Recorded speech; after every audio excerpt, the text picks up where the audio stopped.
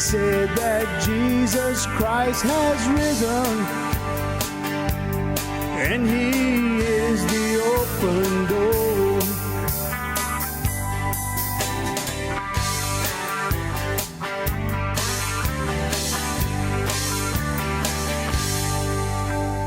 How you doing, everyone? Welcome to another episode of the Cajun Conservative, where we talk about life, we talk about liberty, and we talk about the pursuit of happiness. And yes, we're showing the world that Cajuns do have intelligence. I hope you're having a good day, good week, wherever you are located. And happy belated Father's Day. If you're listening to do this on the Monday release, it was Father's Day. And happy Father's Day to everyone out there. It is a... we would not have this place if it wouldn't be for fathers. Just think about it, ladies and gentlemen. You have to, according to true science, you need a male and a female, and if you're missing one, you can't have kids. So thank God for all the fathers out there. Just one quick note: remember, there's a lot of people that are daddies out there, but they're not fathers. A father is a person that takes time with the kids and makes sure they're grown up right in the Lord.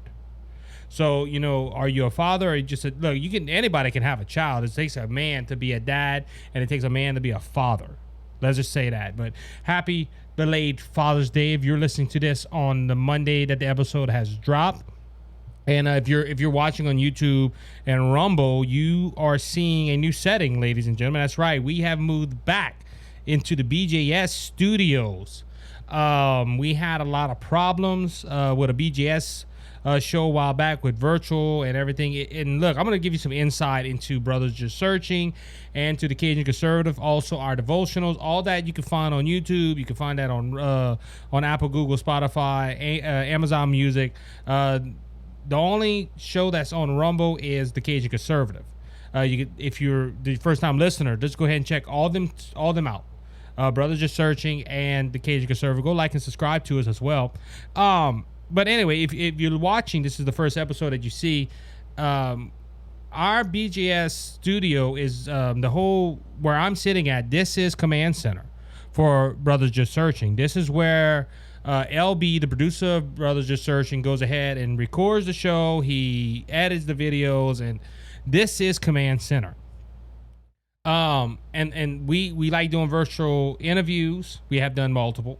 And we have another brother that's going to be coming in with us, and all they can do is virtual. So it was like, yeah, let's try it out, whatever. And where the Cajun Conservative was, it was we couldn't get the monitor to see him. We got it done. That episode is releasing on Tuesday. That's with Brother Benjamin Pena. And we just, so I had to rearrange, and the easiest one to rearrange is really the Cajun Conservative Command Center. But if you're looking in the back, you see a small piece of the not the Cajun Conservative, Brothers Just Searching. So, which, if you are listening to this episode and you say, well, you liked the last week's episode, we have an announcement this week where we're taking a rest on Sunday. The guys said, look, we're tired. I was tired. I'm here doing the Cajun Conservative. That's the only thing I'm doing. Usually, like I said, I'm giving you a lot of background, ladies and gentlemen, because usually on Sunday is my busiest day. We are in church. We do all the production stuff for church. Then we come here. And we grab a quick bite to eat. Around 2-3 o'clock, I'm in the studio. We're recording the Cajun Conservative. We're getting the thoughts out. Then we go ahead and we do a production, Brothers Just Searching devotional, that is exclusively on Facebook and YouTube. And then we record our Brothers Just Searching podcast at night. So me and LB, shout out to LB, producer of Brothers Just Searching, and second hand into BJS Media.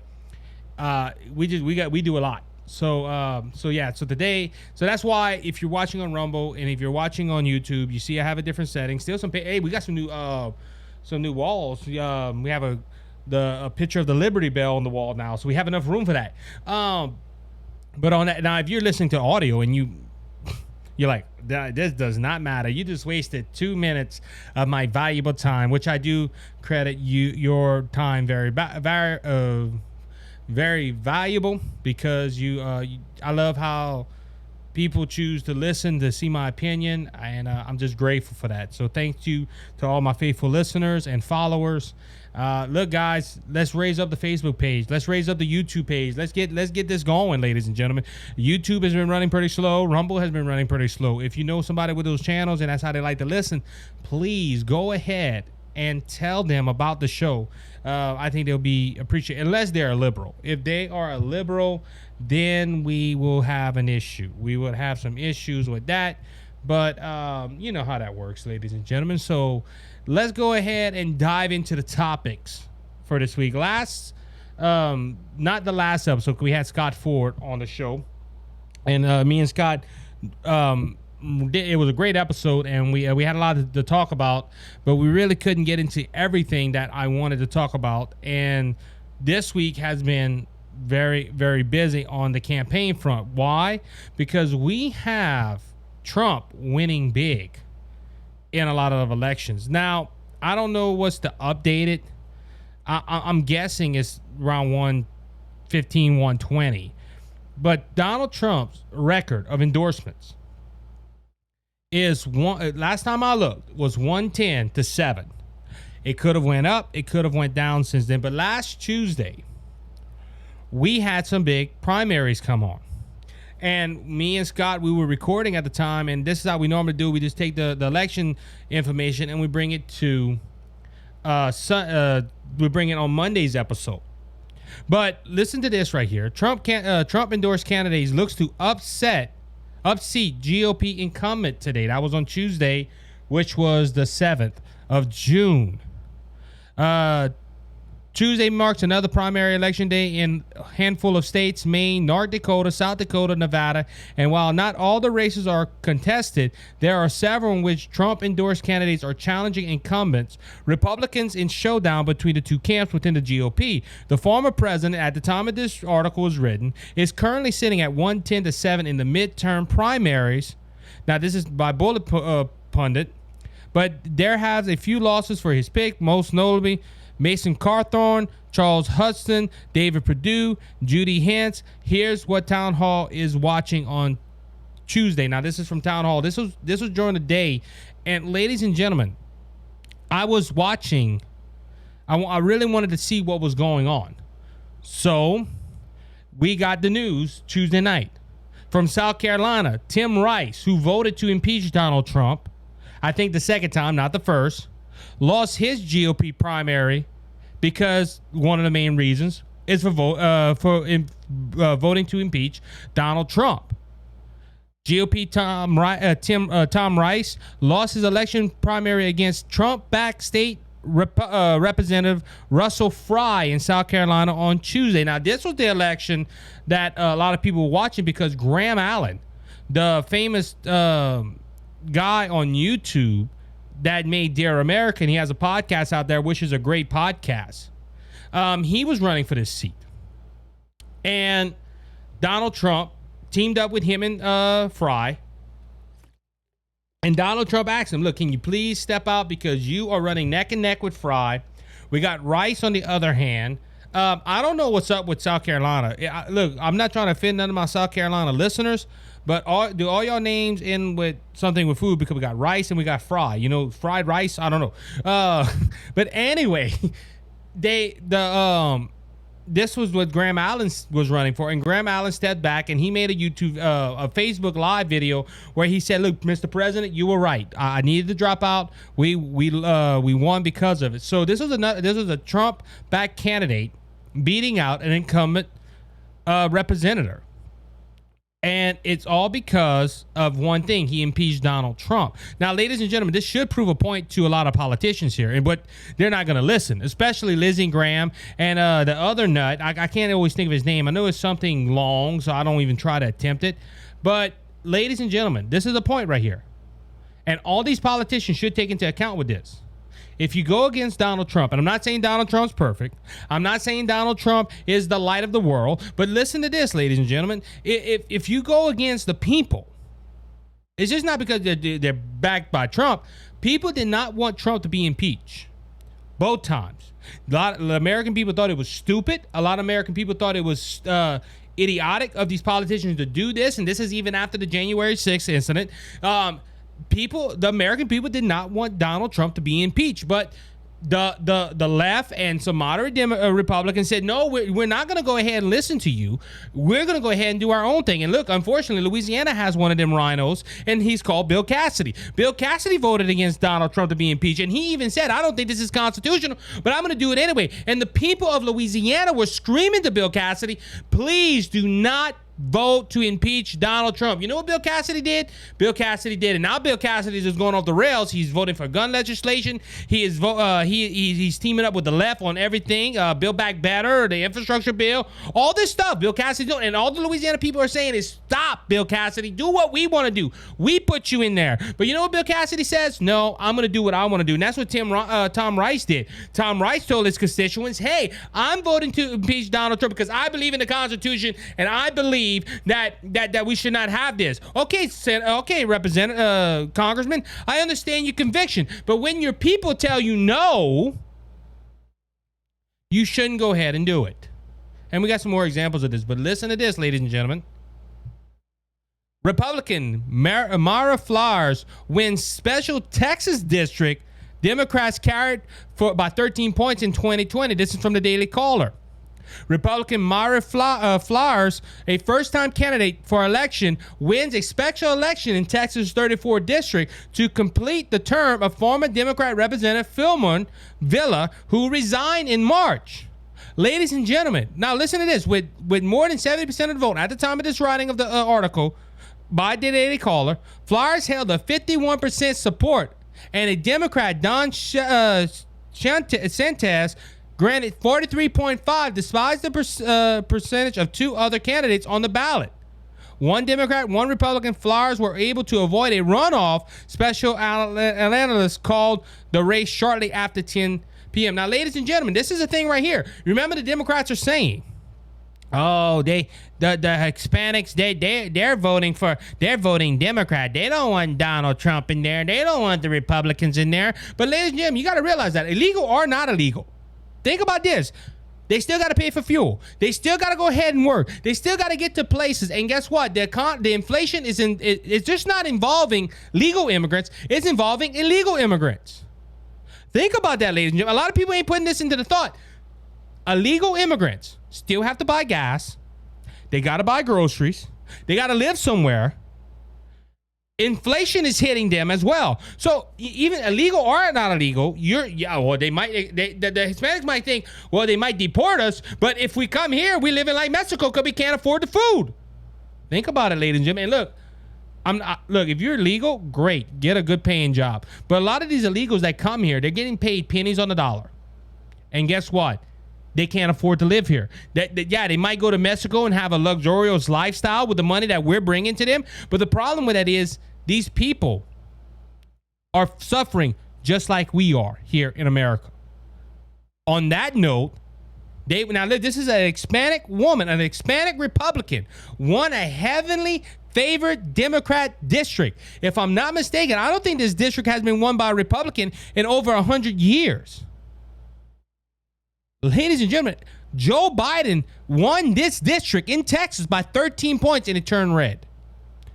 But unfortunately, and I'm giving you some state news as we go along, Louisiana is in a battle right here for districts because one liberal Obama-appointed judge said, oh, y'all need to have 2 minority districts because I think y'all did the law wrong. Now it's probably going up to the Supreme Court, and our Attorney General, Jeff Landry, is trying to fight this because they don't have time to make a map, but the judge didn't even extend it. They said, nope, you only got to do it in 2 weeks. This is because John Bell probably called and said, hey, let's change it. That's my opinion. This isn't fact. This isn't fiction. I'm just telling you my opinion. The Democrats are working together, and this is why the Democrats are trying to get another minority district in Louisiana and other minority districts all over the country because they're about to get swamped with a red tsunami. But ladies and gentlemen, now like I said, there's twofold stories here. But we got another story. Let's just keep on going through all these candidates that won. In Nevada, all places Nevada, Trump-backed Sheriff Joe Lamboro projected to win Nevada's Republican governor primary. Now, I think this is the sheriff that went ahead and had the camps where the prisoners slept in tents and they didn't have no pleasures whatsoever. But with 37% reported, this was on Tuesday, the sheriff had a victory, earning 48% of the vote.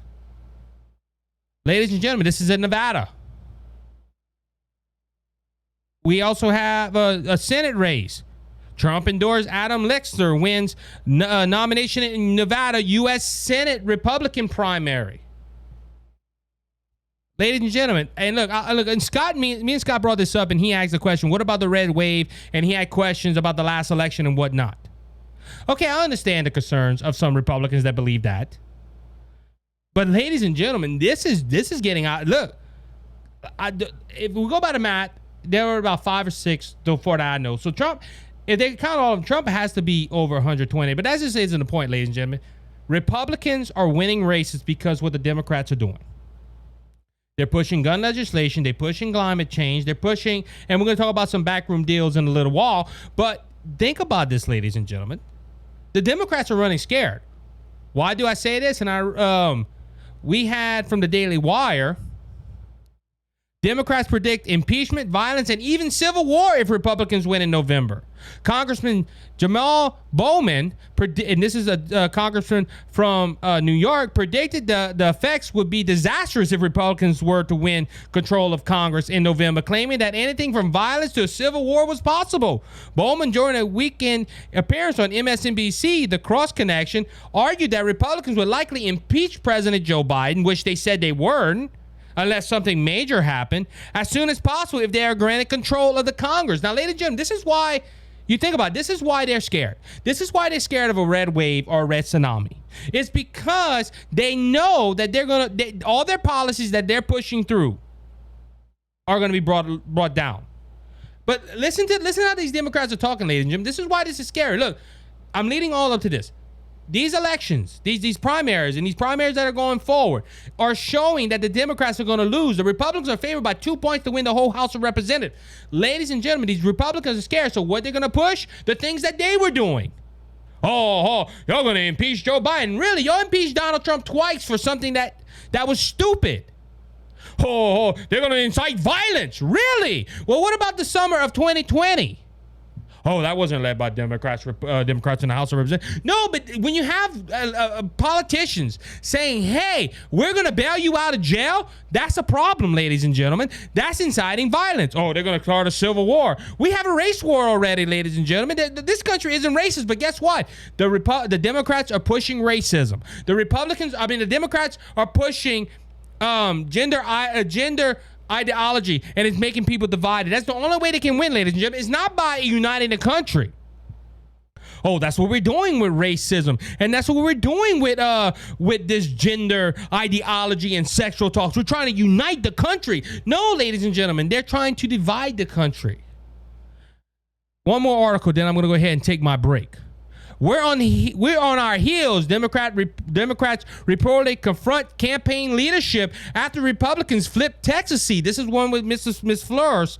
Listen, Latino Democrats confront their campaign chair on Wednesday after Republican Texas Representative-elect Mayra Flores flipped the South Texas seat red in the special election Tuesday, according to Politico.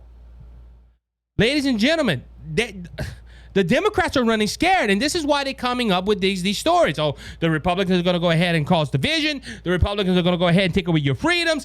And look, ladies and gentlemen, the Democrats are doing this all the time. I wrote on that note. Democrats predict the Republicans will try to impeach Joe Biden every chance they get and incite violence if they win in November. The Democrats try to impeach Donald Trump every chance they got. In fact, impeached him twice, and they did incite violence to pass their agenda. Ladies and gentlemen, look what they're doing right now. Look what they're doing with the Supreme Court. The Supreme Court, that I brought a story 2 weeks ago where a Supreme Court justice was threatened. Somebody was walking around their house and saw the cops and said, I better call in and turn myself in. He had duct tape, he had a knife, he had a gun, and he had zip ties or whatever. Ladies and gentlemen, isn't that inciting violence for the agenda? Ladies and gentlemen, this election, this year, now I'm telling all my listeners, go vote. You sitting home does not help. You sitting home, I don't think it's fair. Then guess what? You're causing the problem too, because you need to go vote. You need to go vote, and you need to go ahead and make your voice heard. Because the Republicans have done things to change election laws in states that matter. Look at all these states, ladies. Look, this is not a coincidence that all these Trump-backed candidates, there's not Republican, Trump-backed candidates that care for the nation and want to see you succeed are winning these elections. And I think the country's finally starting to realize we made a mistake when we voted in Backwards Joe into office. I'll be right back after this short break.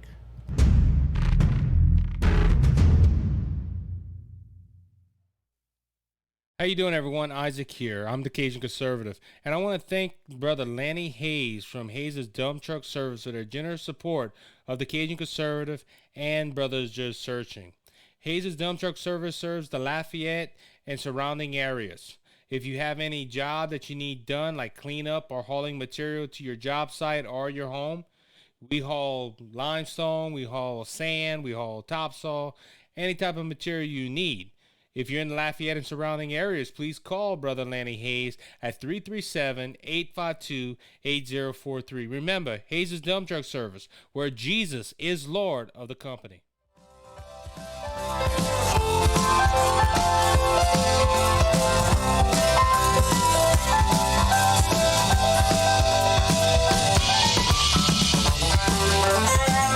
All right, everybody, welcome back to the second segment of the Cajun Conservative Show.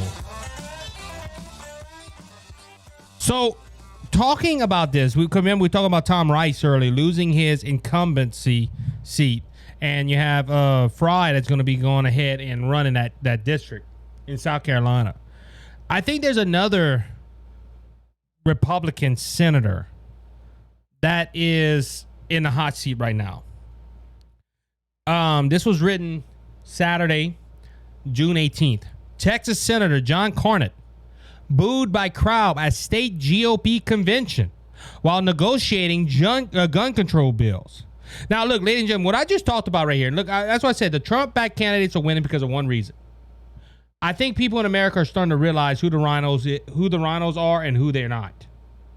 And ladies and gentlemen, you can say whatever you want. Donald Trump did protect this nation. Donald Trump did have the first interest of this. Look, I did not agree with everything Donald Trump did. But you could tell he was trying. Biden, Backwards Joe, I really think is just trying to mess up everything. And look, I'm not going to quote his exact words, but Obama said the best way. He said, don't count on it that Joe would F things up. Don't discard that. And I think this is what it did. But let's go back to the Republican side, because look, I just don't bash Democrats. I bash Republicans too.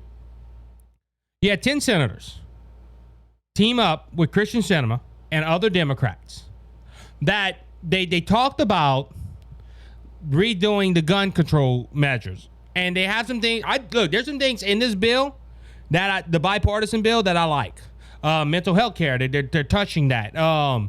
They're talking. They have a lot of things I do agree with it, but at the same time, there's a lot of things I disagree with it. And when Democrats start praising something, I'm scared of it.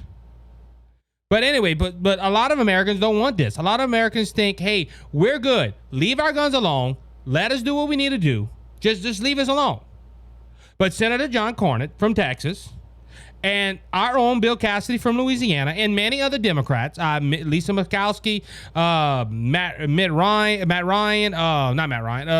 Romney, all these senators, your normal 10 rhinos that say, we want to work with the Democrats to make things better in America. Ooh.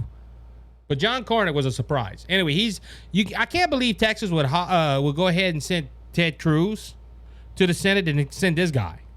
But anyway, he was attending the state GOP convention on Friday, which was the 17th of June. And guess what? He got booed. He's up there trying to, he only spoke for 20 minutes, and that's short for a politician. But guess what the crowd was shouting out? No gun control. And John Cornyn, I'm passionate as you are about something called the United States Constitution, Cornyn said during the speech, according to reports. But there's a problem, Mr. Cornyn, Senator Cornyn. You're being corny. Because the Constitution of the United States says that we have the right to bear arms, and that right will not be infringed upon. So you're telling me you believe in the Constitution, but you want to go ahead and work with Democrats that want to take away our guns. Well, I forgot the guy. He's a podcaster and he's a famous podcaster or whatever. He said, look, I just want to appeal the Second Amendment. He said that on MSNBC. That is the end game of the Democrat Party, ladies and gentlemen, is to end the Constitution, Second Amendment. Think about this, ladies and gentlemen. A country that gives up their guns are run by dictatorships. Fidel Castro, Adolf Hitler. The Democrats do it. And look, I'm tired of Republicans. Little by little by little, they give away. Republicans give a little, and the Democrats don't give nothing. They don't give diddly squat. Oh, but we got to work with them. Okay, work on measures that we all can agree on that helps the country. But John Cornyn, and look, this is his constituents. He said later on, I've never bowed down to the mob, and I will never bow down to the mob. But sir, and like I don't know when his election is, but sir, if you stayed on that course, you're going to lose an election. I don't care how good, I don't care how conservative you think you are. The American people believe in protecting themselves with the Second Amendment. And if this man, the senator comes out and says, I believe in the Constitution of the United States, I only bow down to the Constitution of the United States. Well, sir, you're not doing a very good job. Because you're negotiating with anti-Americans, anti-God, and anti-gun Democrats. Oh, but what about Uvalde? Don't we have to take care of Uvalde? Don't we have to take care of the kids? Yeah, there's a very good way to take care of a kid. You know, in this board, what they should have said was, hey, let's get some money to train teachers like Ohio did. I believe it's Ohio. I have a note of the governor of Iowa. Yeah, it's Iowa or Ohio, one of them. That the governor said, hey, y'all take 24-hour training course on gun safety. Teachers, you can carry a gun. Think of the mind of a mass shooter, which, look, I can't because I'm sober-minded and I have all my intelligence. But these people, these mass shooters, they're not thinking correctly. They have a mental health issue. But just think about this, ladies and gentlemen. Even the mentally ill, walking up with their gun, going up to a school. Oh, I'm going to go take out all these kids. Oh, be big bad. And I'm going to be living in history. Hey, you know all them teachers got guns in there? Oh, well, see, ladies and gentlemen, and that's the point that the Democrats don't get. First off, you got to fix the heart. But secondly, you think about it, okay? What stops a bad guy with a gun? A good guy with a gun. See, this bipartisan gun bill, hey, look, all gun owners are probably going to follow this thing. Even if they disagree with it, but they're going to do it because they're law-abiding. A criminal isn't law-abiding. That's why he's a criminal. You think about it. So it don't matter. Look, I got a question. Now, I'm going to ask every liberal. If you're a liberal and you're listening to this show, and you have the audacity to come on my show and talk, I will talk with you all day long. This mic is open. I will actually start you off. What stops a bad guy with a gun? It's all the gun laws we have. Really? So if you had 2 more gun laws on the books, would the shooter from Uvalde go and ask, they passed 2 more gun laws. I can't do it. I'm sorry. No, the dude was a criminal. He was a murderer. He was going to go in there anyway.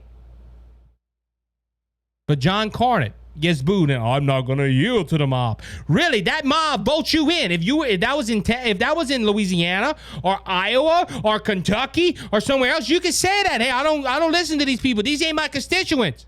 But this dude is doing just like Bill Cassidy, backstabbing Cassidy. That's what I'm going to call him.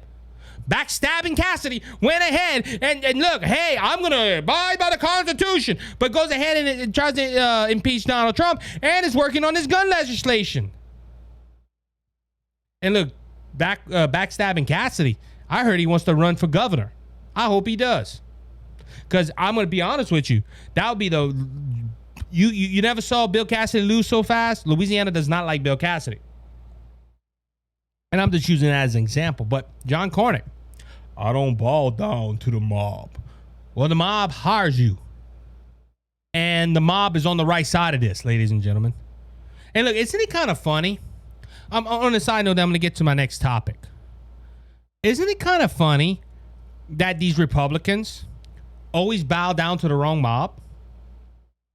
Let's use, for example, like the gun legislation. Oh, we're going to have gun control to protect our kids. You have millions of Americans all over, and they have the right to believe that you shouldn't have guns. Hey, yo, senators, y'all need to go ahead and y'all need to change the gun. Oh yes, with Uvalde and with the the Buffalo shooting. Yes, oh yes.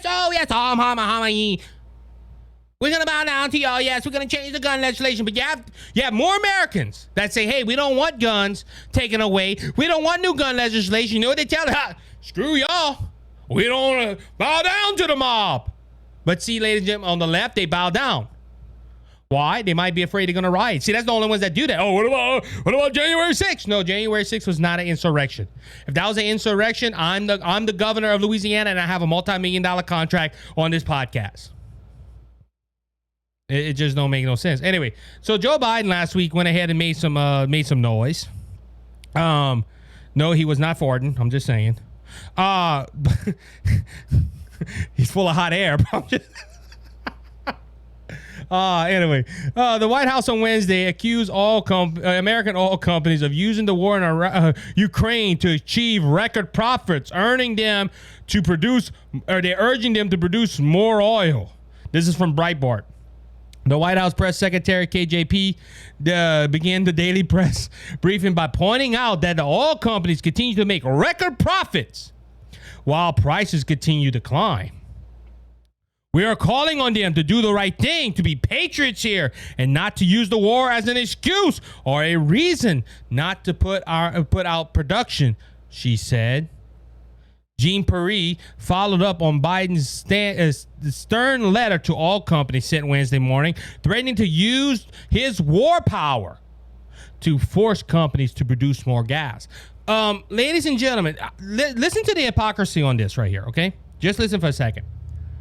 Joe Biden telling the oil companies, hey, you cannot use Ukraine for your own agenda or your own profit or your own, excuse. See, because ladies and gentlemen, the oil did go up when when Russia did invade Ukraine, which we're not hearing about, by the way.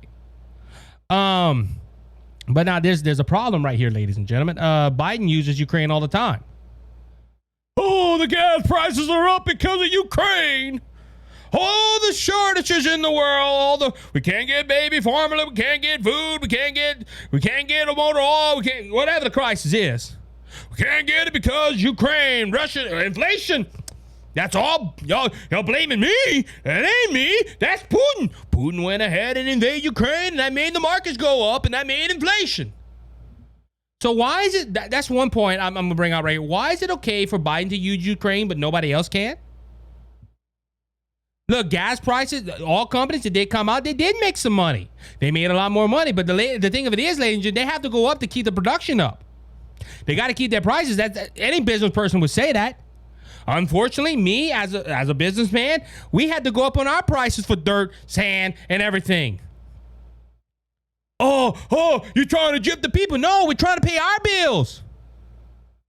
See, Biden don't think that. They just look how much money they came in. Yeah, but how much money of that's going to employees? Or how much money is that going to production or breakdowns? But he sent this start letter telling them, y'all need to be patriots. Y'all need to produce more oil. And they use this excuse, well, they have properties right now they can drill in, and they don't drill in. They're not patriots. They're not doing. But ladies and gentlemen, that's the problem. The government is revoking licenses. They're revoking permits. Now, ladies and gentlemen, I can't remember who it was, but there was a guy I think it was on Fox News that said, look, no, it was Lindsey Graham. Lindsey Graham said that. He said, energy is a future price business. Remember I said this a while back because there was like somebody was saying, how dare you say Biden has influence on the oil prices? How dare you? Well, he shut down the Keystone Pipeline and he revoked all kind of licenses and permits in the Gulf of Mexico. That didn't involve the prices.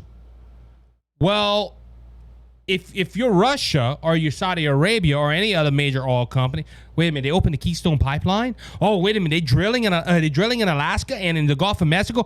Let's bring down our prices so they can still buy our oil because later on they won't need us no more. That's oil field economics 101. Ladies and gentlemen, so when the president said, hey, I'm going to shut down the Keystone Pipeline because of the global warming issue or climate change, Guess what? It brought the prices up because, they're not going to have oil in a couple of years. They're going to call us. So, hey. And then when the war in Ukraine happened, that's going to go up. But gas prices were going up way before that. But Biden sent us start telling him you got to be paid, produce more oil.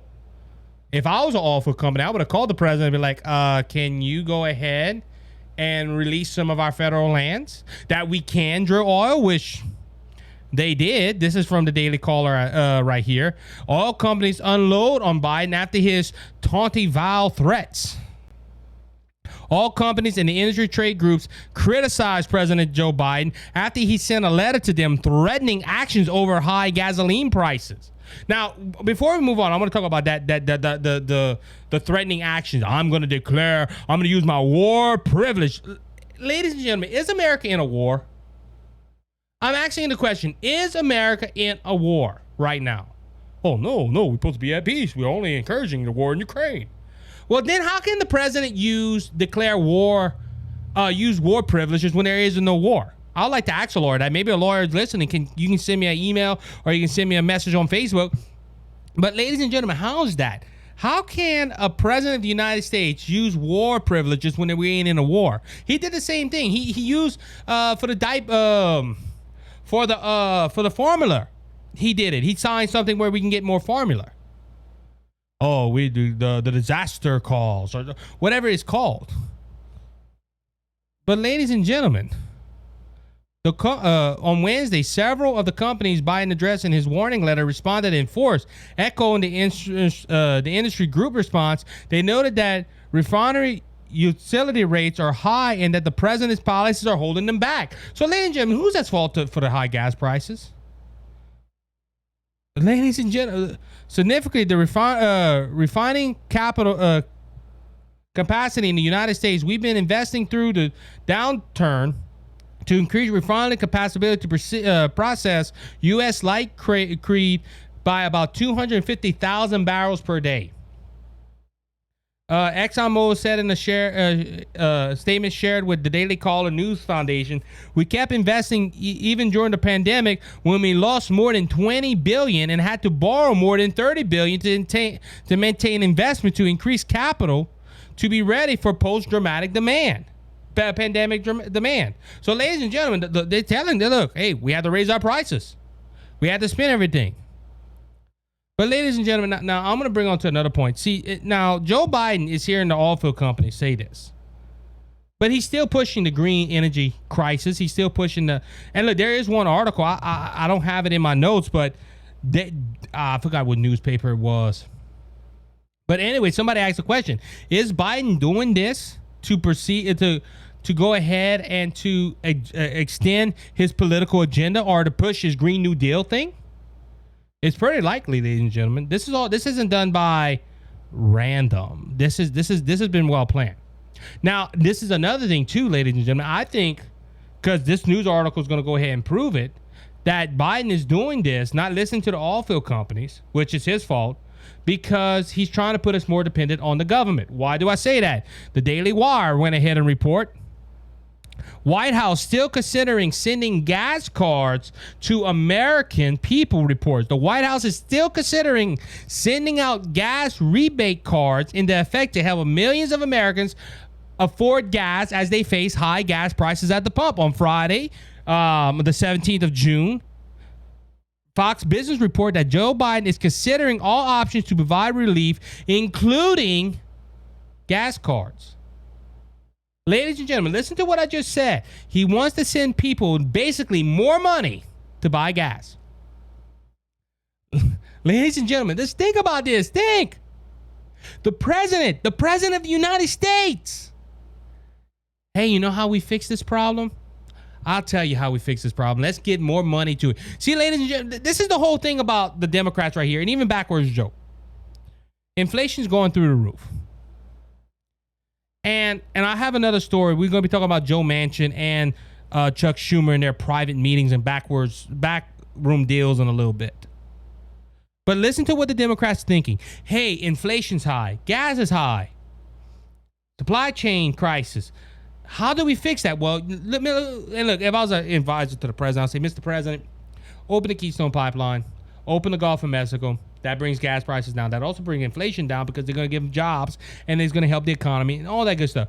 No, Joe Biden and the Democrats, that ain't going to work. You know what's going to work? Let's throw more money into it. There's a problem with throwing more money into it, ladies and gentlemen. Inflation continues to go up. Now that you have these gas cars that are going to go out, let's think about this. The president's not backward, but that's why he's called backwards Joe. He's not thinking. If you send out gas cars to people that are already taking money from the government, all companies are going to be like, oh, they got more money. And it's going to raise the inflation, which raises the gas prices. Ladies and gentlemen, this whole scenario, him threatening the oil companies, y'all better produce more oil. Ladies and gentlemen, this is making Joe Biden look bad. This is making him look desperate. Look, I heard the other day that more, and look, you always hear that when people start leaving a cabinet, that means that they have no hope or something's going on. Guess what? All Joe Biden's cabinet is leaving him. And ladies and gentlemen, this is making Joe Biden look really, really bad. And look, he's backwards Joe. Ladies and gentlemen, backwards Joe's right back at it. I'll be right back after this short break.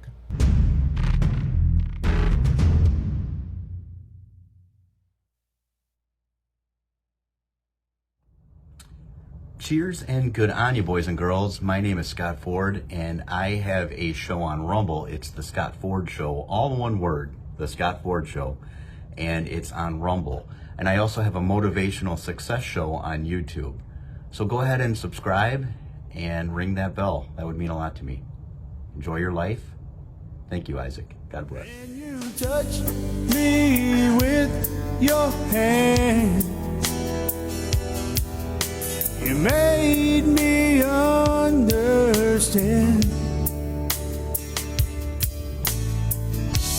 Hold on to the light. All right, everybody, welcome back to the third and final segment of this Father's Day edition of the Cajun Conservative Show. I know I said at the beginning of the program, but I want to say it again. Happy Father's Day to everybody. On that note, my dad is still with us. Thank the Lord that he is. And, to everyone that has lost their dad already, look, I pray for you. This has to be a hard day. And I want to be honest with you. My thoughts and prayers are with you. And, look, we know that death is imminent, that it will happen to every single one of us. Look, unless you're a Christian, you have 100% chance that you're going to die. And you might say, well, Isaac, what do you mean by a Christian? Well, as a Christian, I believe Jesus Christ is coming back someday. Now, if he doesn't come back if I don't go up in the rapture, yeah, I'm going to die. But there is a chance, and the signs are really there, that one day the Lord's going to come and he'll take his church, his bride away. And that's the only hope. But even that one day, ladies and gentlemen, I'm going to die, but I'm going to rise again because I have Christ. And thank the Lord that I know where my dad's going. And I just look again. I want to pray for everybody that's out there. Just keep your thoughts and prayers to all the ones that have lost their fathers, or they might only have a short time with their dad left. But my dad's going strong. My dad's a pastor, and he is a sponsor of this show, and he believes what we're doing here at BGS Media. So anyway, back to what we was talking about. I just talked about Biden and his cabinet all leaving him, and his whole ordeal with his cabinet. But look, ladies and gentlemen, I'm sorry to say that Biden has fallen more than we know. He's falling in the polls. He's failing in his agenda, and he's falling off bikes. So this happened Saturday, the 18th. Biden falls off bike on Delaware Ride with First Lady. Says, "I'm good." He's saying that a lot. I'm good. But ladies and gentlemen, no, he's not good. Look, and like I said, ladies and gentlemen, anybody can fall off their bike, but Biden doing this is kind of like a cherry on top. And look, a lot of people are worried about Biden's condition right now. Is he fit to run for president? You had AOC saying the other day she didn't know if she would support him. She didn't say it in those words, but she was saying how, well, not even saying, let me say it like this. Her talking around the question proved that point. That, I'm probably not going to vote for Joe Biden, or I'm not gonna endorse Joe Biden or whatever. I think if it's the last candidate, it would be, but anyway, Joe Biden falls off his bike, and this goes to a whole nother issue of, is he physically capable of being president? Now, until I hear a doctor's report, and look, they might have one out there. Remember Donald Trump always had they always wanted to see the doctor records of President Trump. Remember that? We don't think he's mentally fit to run for president. We don't think he's mentally fit to be the president. We need to give him a psycho evaluation. And all the look, his private doctor, the White House doctors, all of them said, look, he's good to be president. Stop. But you notice you're not seeing none of that with the Biden physicals. And like I said, I don't know if they have them. I don't know. I know he does a yearly physical. Now, on one good note, I'm glad the president's riding a bike. He gets to stay fit. I don't ride bikes too much, and look how I am. And that's my fault. I need to lose weight. But anyway, on that note, but the president goes ahead, and like I said, ladies and gentlemen, he's falling. He's falling more than we think. And it's just gonna go. All right, so I'm gonna go ahead and talk about some backwards deals, but some backroom deals. We had an article come out from the Daily Wire, and it says new Kamala Harris task force looks a lot like the Disinformation Government Board. Vice President. Now this was done on the 16th, which was Thursday of June. This was released. Vice President Kamala Harris announces the launch of a new White House task force on Thursday, aimed to address online harassment and abuse. And critics have raised concerns that in practice, it could be the Disinformation Government Board under another name.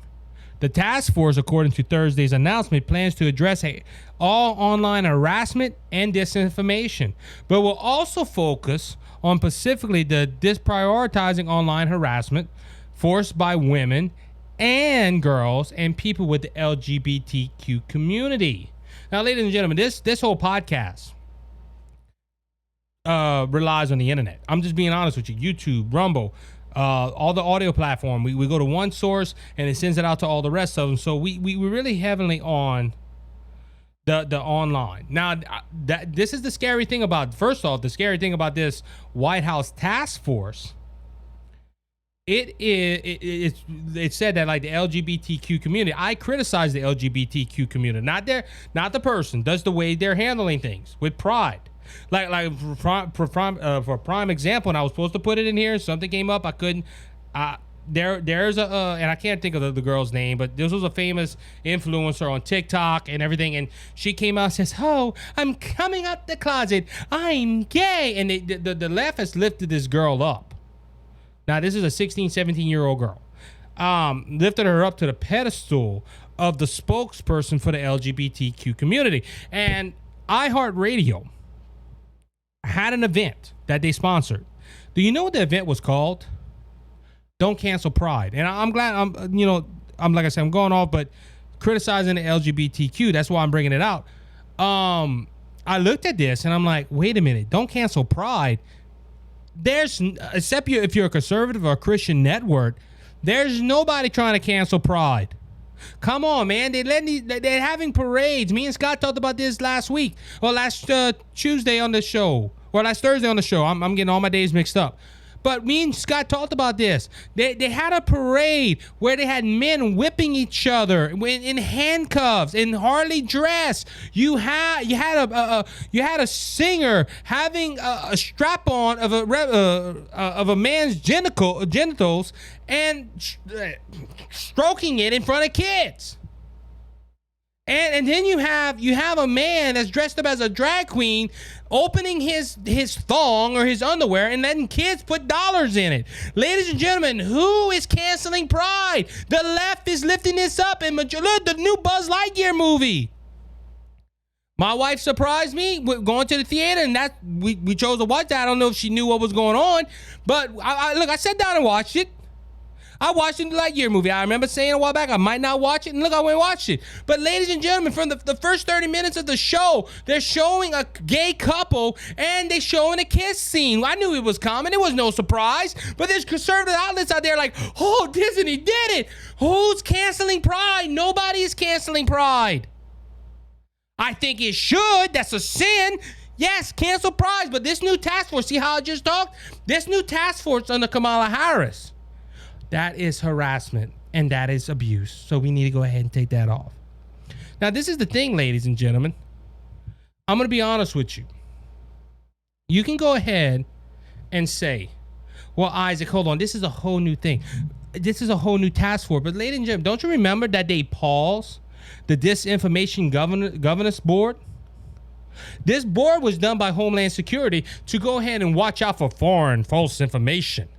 And when it came to come to find out by the GOP, 2 senators, Josh Hardley was one of them. Josh Hardley said, no, they were going to go ahead and watch people in our own land speaking their opinion and speaking their thoughts.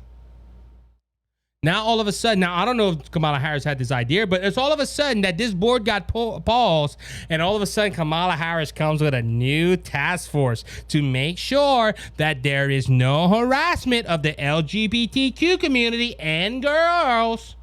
Which I would like to ask Kamala Harris, how do you identify women and girls in this harassment thing? What if there's a man that's being harassed? Oh my God, I feel like I'm a girl. Well, you're not technically a woman. Then we got to go to Matt Walsh's documentary on the question and say, hey, who is a woman? Or are we going to have to ask the judge? Because apparently the judge says, well, we can't ask her. She's not a biologist. I'm not either, so you're disqualified to say what's a man and what's a woman. What if a true biologist come out and says, well, a man is a man and a woman is a woman? You're disqualified because you're going against the LGBTQ community. You get what I'm saying, ladies and gentlemen? This is a backroom deal. I know what happened. This is my theory of what happened.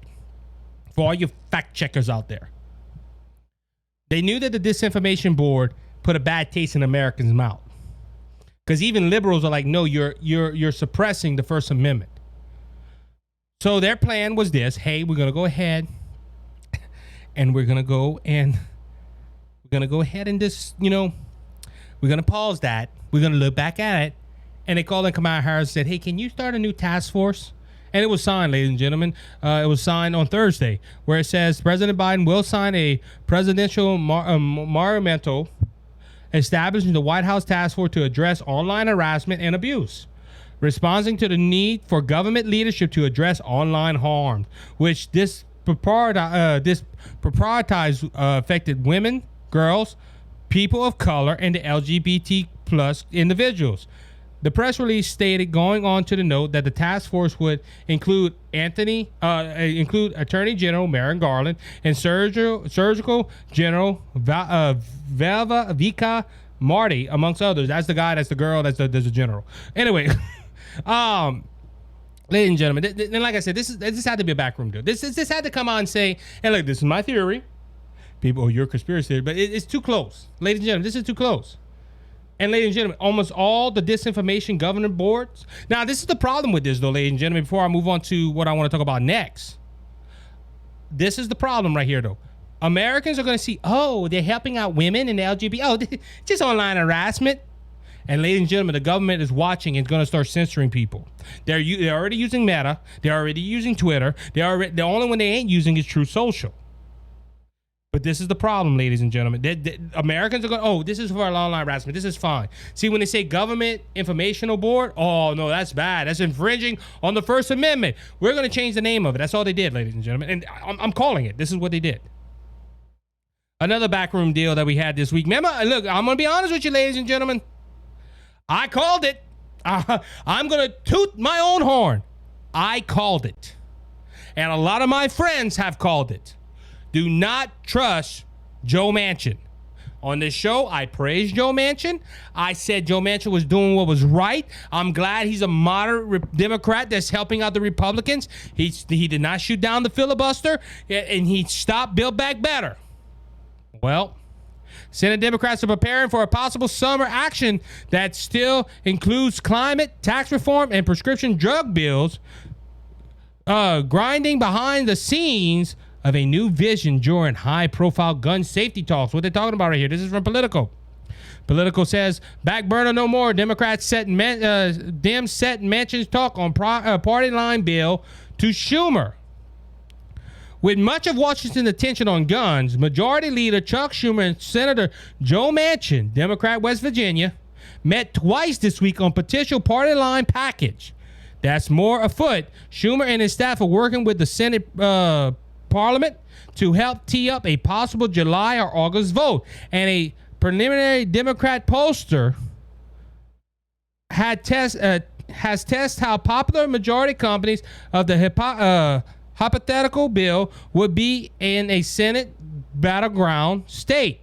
The talks could fall apart, of course, just as they did in December when Manchin rejected a $1.75 trillion bill White House blessed plan. That's any bill advanced this summer would be much slimmer than that one's focus on the lowering drug costs, reducing the deficit, raising taxes on the wealthy, and boosting energy sources, both clean and domestic. It's not everything Democrats want, and they may have to take Manchin's term in the heat of the midterm campaign season, or face another rejection from the Marshall centrists. The centrist. He's a moderate, but with it works deep into the calendar. The party is pushing a new spin on the old saying, "Build back better, late than never." Ladies and gentlemen, I called it. Ladies and gentlemen. Don't trust Joe Manchin. Look, there's a lot of Republicans out there, even some conservatives. Oh, Joe Manchin is helping us. He will never do Build Back Better. But guess what? I just talked about backroom door deals. Guess what? Backroom door deal that's going to hurt America. Joe Manchin. It wouldn't surprise me. Now, ladies and gentlemen, this is all done for the midterms. It says in this article that they're trying to push for the midterms. They're trying. And look, in this article, there's like 4 states that they went ahead and looked. I think it's Georgia. Let's see. I'm trying to look at it. See if I can find a. Now, this is the bad thing about this, too, ladies and gentlemen. If Joe Manchin and Christian Sinema approve of this, it only takes a 50-50 vote. Kamala Harris comes in and raises up gas prices, does everything. Let me look for the states that they said it would show the numbers. Yeah. So if this passes, the poll shows that the Democrats have a greater chance of winning New Hampshire, Arizona, Nevada, and Georgia. For the Senate races there. The Democrat senators in there. Because look, New Hampshire, the Democrat senators having a problem. Arizona, they're having a problem. We already saw Nevada. Nevada had a primary where a GOP Trump-backed candidate won. Georgia, we got Herschel Walker that won that. He's up in the polls, I believe. So, ladies and gentlemen, now this is all, they want this, but this ain't everything that we want. Just like the gun control thing. It's not everything we want, but guess what? We're going to take it. Little by little by little, ladies and gentlemen. And look, I told people, don't trust Joe Manchin. I think Joe Manchin did good. Joe Manchin stopped Build Back Better. But guess what? Build Back Better is in the works still. The Democrats are not giving up on this, ladies and gentlemen. Now, this is the problem right here. A lot of people may be asking, well, what's up with Uvalde? What's up with the Buffalo shooting? You notice that's all covered in the news while this was done in the back. This happens all the time, ladies and gentlemen. There's a crisis. All of a sudden that happens. And there's something in the background. Look, half of the Democrats didn't even know this was going on. In this article, it says half of Democrats were like, we didn't know Joe Manchin and Chuck Schumer was trying to plan a bill. But ladies and gentlemen, look, backwards deals. And look, that's the problem with politics, ladies and gentlemen. Now, look, I don't agree with the political side of it, but there's a lot of movies like that. Look, how many are, and look, this what happens to the same actor, 24. And that movie, I'm trying to think of the name, Designated Survivor. You notice this on almost all these movies that portray politicians? There's always backroom deals before something can get done. They're always talking in the shadows. Ladies and gentlemen, it's kind of funny, okay? Look, the best, I'm going to use for the best example. I'm going to use an example. The best example of that would probably be 24. I know it's a movie. I know a lot of it's fiction. But there was a lot of episodes on that show where Jack Bauer wanted to do something. And he called the president. And the president would go ahead and say no because it would hurt that agenda that the president was trying to do. So Jack Bauer would go off on the rails and he would do whatever he wants to do. But ladies and gentlemen, that's how this is done. And look, ladies and gentlemen, it proves it. Build Back Better, no matter what version it is, it's going to raise inflation. Look, just imagine this, ladies and gentlemen. If they do a Build Back Better plan, like Joe Manchin, now Joe Manchin was one of them. He said, look, this is going to raise inflation. Look, $175 trillion spending plan, ladies and gentlemen. Joe Manchin says it's going to raise inflation. Inflation last month was 8.6%. Imagine if this bill passed. You think you're paying high for gas now? You think you're paying high for groceries now? You think you're going to be paying higher. Ladies and gentlemen, it would not surprise me if inflation hits 9%. 8.6 was a 40-year decade high. Gas prices have been hitting record highs for the last 20-some days, if I'm not mistaken. But ladies and gentlemen, now Joe Manchin, look, like I said, I told people, do not trust Joe Manchin. Don't trust him because he's a Democrat. And I said that in a lot of episodes. It would not surprise me. Joe Manchin would go ahead and stab the American people in the back to benefit the party. And ladies and gentlemen, that's what he's doing. I think that's the only reason why he's considering this and meeting with this. Because look, I talked about it in the first segment. All these elections, all these Democrats are worried about elections. It's kind of funny. Now, Joe Manchin thinks this is going to help Senate candidates win for the next Senate to keep the Senate House. I'm going to consider on doing it. And the way it's looking, Chuck Schumer already has the votes lined up. And what's bad about this, because it is a spending bill, it don't have to hit 50. Remember, because this was the whole argument. The Build Back Better plan had to go through a filibuster, but they made it a spending bill. Oh, so all we need now is a majority. And ladies and gentlemen, in my humble opinion, I think that we should go back like the old days. Hey, let's have a majority. Let's do a 60-70 vote, 67 vote to pass any legislation, or 60 vote. I even like the filibuster rule, 60 votes. Ladies and gentlemen, this is the problem. And on that note, the Republicans ain't going to change it because it benefits them when they're in office, but the Democrat parties are still going to use it to their advantage when they're in elect. What I think the Republicans should do and have the moral thing to do is set it back at 60 all across the board and make it harder to bring it back. That's my opinion. But ladies and gentlemen, Joe Manchin, look, I'm not going to lie. I praise Joe Manchin. I told him he did it. I don't think he listens, but he did a good job. But this proves right here, he's more Democrat than American. Because he's going to go ahead and bring more inflation and more hurt on American people by endorsing this than doing what he needs to do and help the country and get a backbone. That's my opinion. And look, ladies and gentlemen, I'm going to go ahead and end it on this note. That's why I tell y'all, do not trust in man. Do not trust in politicians. Trust in Jesus. Because Jesus is never going to fail you, ladies and gentlemen. That's the only one. On that note, I'm going to go ahead. Oops, hit the wrong button. All right. On that note, I'm going to go ahead and end it out. I hope you have a good day, good week, wherever you're located. Remember, happy belated Father's Day. Be blessed, be encouraged. Remember, Jesus Christ is coming back, and he's coming back soon. So don't be faint of heart, because Jesus has overcome the world. Until next time, you have a good one. Bye-bye. And he is the open